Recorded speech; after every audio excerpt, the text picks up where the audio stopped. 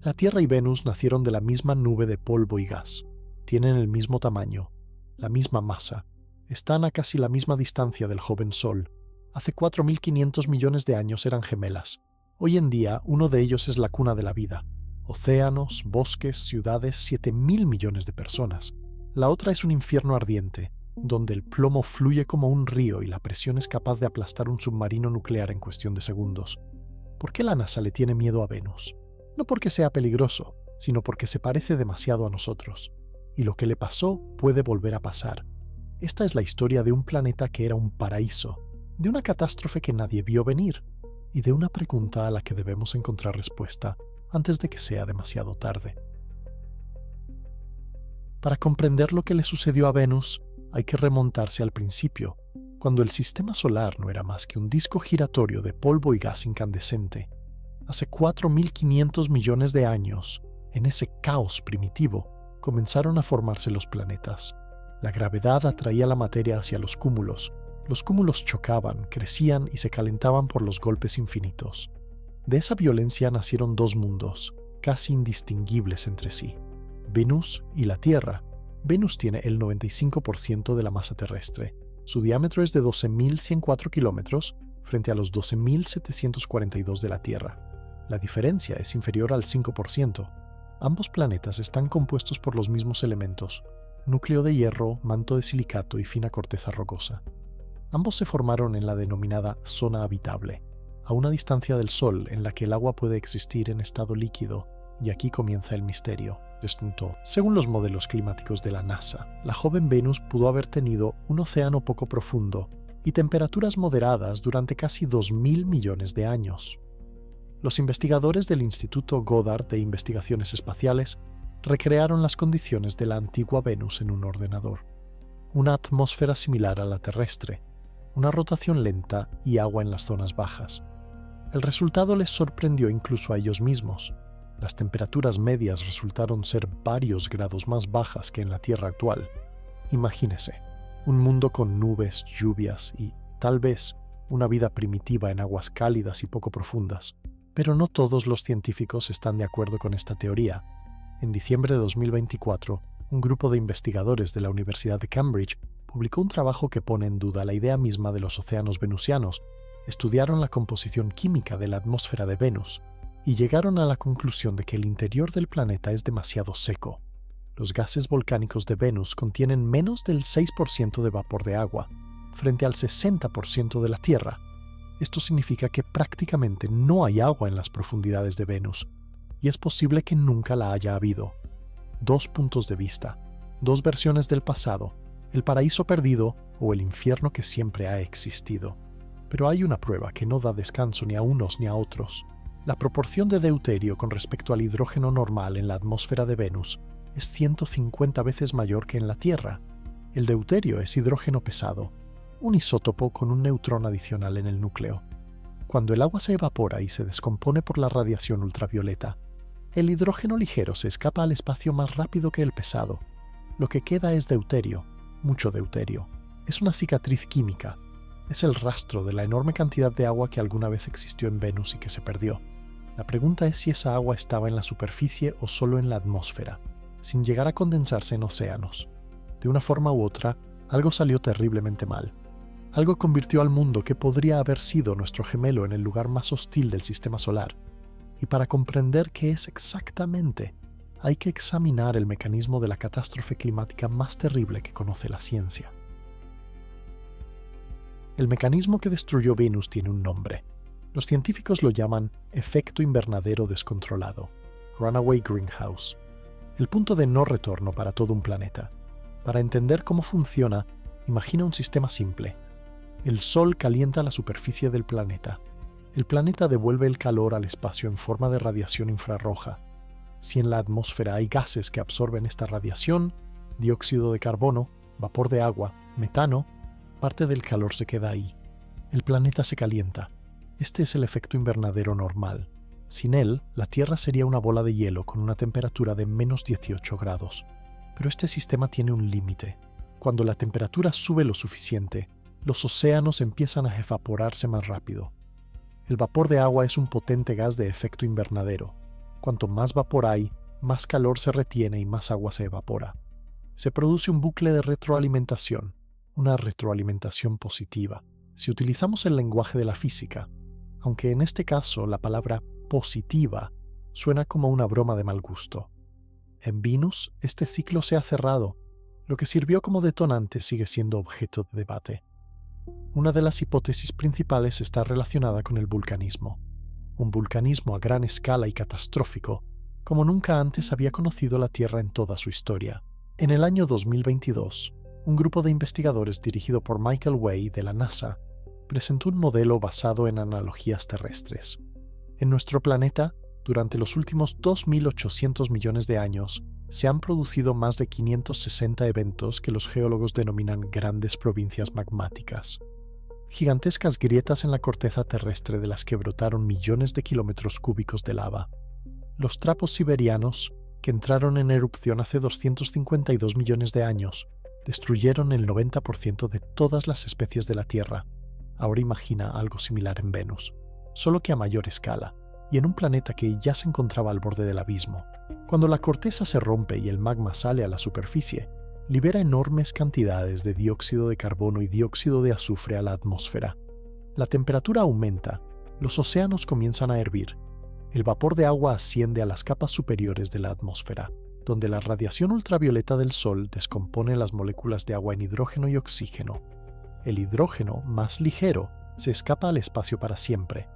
El oxígeno se une al hierro de las rocas, oxidando la superficie. El agua desaparece, irremediablemente. Sin agua, otro proceso crítico se detiene, la tectónica de placas. En la Tierra, el agua actúa como una especie de lubricante que permite que las placas litosféricas se deslicen unas sobre otras. La tectónica, a su vez, garantiza el ciclo del carbono. El dióxido de carbono de la atmósfera se une a las rocas, que luego se sumergen en el manto. Es el termostato natural del planeta. El termostato de Venus se ha estropeado. El dióxido de carbono que expulsaban los volcanes no tenía a dónde ir. Se acumulaba en la atmósfera, capa tras capa, siglo tras siglo. La presión aumentaba, la temperatura aumentaba, y en algún momento, tal vez hace 700 millones de años, tal vez hace 3.000 millones, Venus cruzó el punto de no retorno. Se dictó sentencia, y no era susceptible de apelación. Hoy en día, Venus es el resultado congelado de aquella antigua catástrofe. Pero congelado no es la palabra adecuada, porque Venus sigue activo, y los descubrimientos de los últimos años han obligado a los científicos a revisar por completo sus ideas sobre este mundo. El 1 de marzo de 1982, la nave soviética Venera 13 tocó la superficie del planeta. Los ingenieros esperaban que durara 32 minutos. Aguantó 127, más de 2 horas en un infierno con una temperatura de 457 grados centígrados y una presión de 90 atmósferas. Esto equivale a una profundidad de 900 metros bajo el agua. Solo que en lugar de agua, había una atmósfera de dióxido de carbono al rojo vivo. Durante esas 2 horas, Venus 13 transmitió las primeras fotografías en color de la superficie y la primera grabación de audio de la historia, procedente de otro planeta. El ruido del viento, el impacto del aterrizaje, el sonido de la perforadora tomando muestras del suelo. Y luego, 40 años de silencio. Ningún país se atrevió a volver. Pero los datos permanecieron, y en el año 2023 ocurrió algo inesperado. Robert Herrick, de la Universidad de Alaska, revisó las imágenes de radar archivadas de la misión Magellan, una nave espacial estadounidense que cartografió Venus entre 1990 y 1992. 200 horas de comparación manual de imágenes. Buscar una aguja en un pajar sin garantía de que la aguja exista. Él la encontró. El cráter del volcán Mad Mons, una montaña más alta que el Everest, cambió de forma en los 8 meses transcurridos entre 2 fotografías. Su superficie aumentó casi 2 kilómetros cuadrados. En las laderas aparecieron rastros de nuevos flujos de lava. Esta fue la primera prueba directa de la actividad volcánica en Venus. No se trataba de indicios indirectos ni de modelos, sino de fotografías del antes y el después. En mayo de 2024, investigadores italianos descubrieron otras 2 erupciones en los mismos datos de archivo, en el volcán Sif Mons y en la región de Niobe Planitia. Las corrientes de lava cubrieron decenas de kilómetros cuadrados. Esto ocurrió justo durante el funcionamiento del Magallanes. Venus entró en erupción mientras la observábamos. Y esto es solo el principio. En Venus hay más de 80.000 volcanes. El 90% de su superficie está compuesta por basalto, es decir, lava solidificada. El 65% del planeta está cubierto por llanuras volcánicas. Es un mundo que, literalmente, se ha refundido a sí mismo. Pero los descubrimientos más intrigantes no están relacionados con la superficie, sino con lo que hay encima y debajo de ella. En el año 2020, los astrónomos anunciaron el descubrimiento de fosfina en las nubes de Venus. La fosfina es un gas cuya molécula está compuesta por un átomo de fósforo y 3 átomos de hidrógeno. En la Tierra se produce de forma industrial o mediante bacterias anaeróbicas. En la atmósfera oxidante de Venus debería descomponerse en cuestión de horas, pero está ahí, algo lo produce. Más tarde se descubrió el amoníaco, otro gas que no debería existir en equilibrio con la atmósfera venusiana, una hipótesis que suena casi descabellada, pero que no se puede descartar. Los microorganismos presentes en las nubes, a una altura de 50 o 60 kilómetros, donde la temperatura y la presión son bastante tolerables, pueden liberar amoníaco, neutralizando el ácido sulfúrico y creando microambientes aptos para la vida. ¿La vida en el infierno? Las investigaciones han demostrado que las moléculas orgánicas básicas, bases nucleicas, aminoácidos, son estables en ácido sulfúrico concentrado. La vida podría haberse adaptado, o podría haber surgido allí inicialmente, cuando Venus aún no era Venus. Y bajo la superficie hay otro misterio. El análisis de los datos del radar reveló indicios de gigantescos tubos de lava, túneles subterráneos formados por flujos de magma. En la Tierra y en la Luna, estas estructuras alcanzan varios cientos de metros de diámetro. En Venus, donde la presión atmosférica es 92 veces superior a la terrestre, las bóvedas de las cuevas no se derrumban. Pueden ser enormes, kilómetros de diámetro, mundos subterráneos completos con una temperatura relativamente estable, protegidos de la radiación y las nubes ácidas. Venus dejó de ser un planeta muerto en los libros de texto. Resultó estar vivo, geológicamente, químicamente y posiblemente biológicamente. Y ahora la humanidad se prepara para regresar. Tras 40 años de silencio, la humanidad prepara toda una flota para Venus. 3 agencias espaciales, 3 misiones, un único objetivo: comprender qué mató a nuestro gemelo. El primero en ir debe ser Da Vinci, Deep Atmosphere, Venus Investigation of Noble Gases, Chemistry and Imaging, investigación de la atmósfera profunda de Venus sobre gases nobles, química e imágenes. Así se descifra la abreviatura, inspirada en el nombre de Leonardo da Vinci. El lanzamiento está previsto para diciembre de 2030. La misión consta de 2 partes, una nave orbital y una sonda descendente. La sonda Da Vinci hará lo que nadie ha hecho desde 1985. Entrará en la atmósfera de Venus, una hora de caída a través de nubes tóxicas. Los instrumentos analizarán la composición del aire cada pocos segundos, registrando los cambios a diferentes altitudes. El objetivo principal son los gases nobles: helio, neón, argón, criptón, xenón. Estos elementos son químicamente inertes. No reaccionan, no se descomponen, no se volatilizan. Recuerdan, su proporción en la atmósfera es un registro de la historia del planeta que es imposible borrar. Si Da Vinci detecta ciertas firmas isotópicas, esto confirmará que Venus tuvo océanos en algún momento. Si no es así, significa que fue un infierno desde su nacimiento. Pero hay otra tarea. La sonda se dirige a la región de Alfa Regio, una antigua cordillera conocida como Tesera. Las Teserae son zonas de corteza muy deformada y arrugada, que solo se encuentran en Venus. Constituyen alrededor del 8% de la superficie y se consideran las estructuras más antiguas del planeta. Es posible que se formaran cuando aún había agua en Venus. Las cámaras Da Vinci tomarán las primeras fotografías de la superficie de Venus en 40 años. La resolución será de hasta 30 centímetros por píxel. Los científicos podrán ver la textura de las rocas, los rastros de erosión y tal vez indicios de que alguna vez hubo olas en este lugar. A continuación, en junio de 2031, se pondrá en marcha Veritas, emisividad de Venus, radiociencia, INSAR, topografía y espectroscopia. La palabra Veritas significa verdad en latín. Y el nombre no se eligió al azar. Esta misión tiene como objetivo crear el primer mapa global de Venus en alta resolución. 10 veces más detallado que cualquier otro que tengamos. El radar VISAR creará modelos tridimensionales del relieve con una precisión de hasta 5 metros de altura. Esto permitirá detectar las más mínimas deformaciones de la superficie, indicios de una tectónica activa. El espectrómetro BEM determinará la composición de las rocas en diferentes regiones. Los científicos buscan granito, más concretamente felsita, su equivalente venusiano. ¿Por qué es importante? El granito en la Tierra solo se forma en presencia de agua. Si Veritas encuentra rocas de granito en las antiguas elevaciones de Venus, será una prueba irrefutable de que hubo océanos. En noviembre de ese mismo año 2031, la sonda europea Envision partirá hacia Venus. La misión de la Agencia Espacial Europea tiene como objetivo lo que los científicos denominan enfoque holístico. Envision estudiará la relación entre la atmósfera, la superficie y el interior del planeta como un sistema único. ¿Cómo influye la actividad geológica en el clima? ¿Cómo cambian los volcanes la composición de la atmósfera? ¿Qué ocurre bajo la corteza terrestre? Para responder a la última pregunta, Envision lleva un radar subsuperficial SERS. Es capaz de atravesar el suelo hasta una profundidad de 1 kilómetro. Esos gigantescos tubos de lava de los que hablábamos, si existen, el SRS los encontrará. 3 misiones, 3 conjuntos de instrumentos, 3 visiones de un mismo planeta.